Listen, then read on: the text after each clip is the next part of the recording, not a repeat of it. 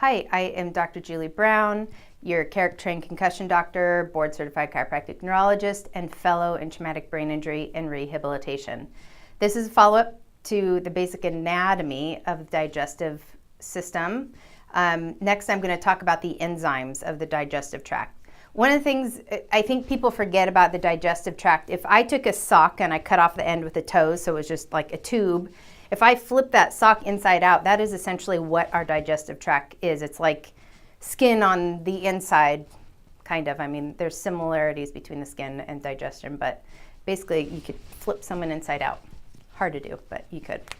So I want to talk about enzymes and really what happens with digestion. Here's our mouth, so this is where we chew, and this is the start of enzymes.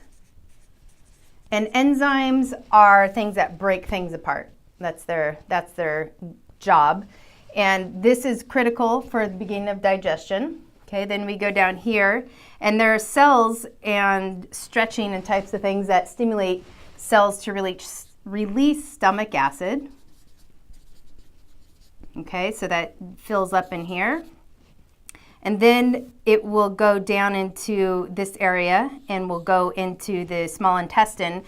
And it is important, this sends a chemical reaction to tell this gallbladder and pancreas to release enzymes to digest fats and proteins.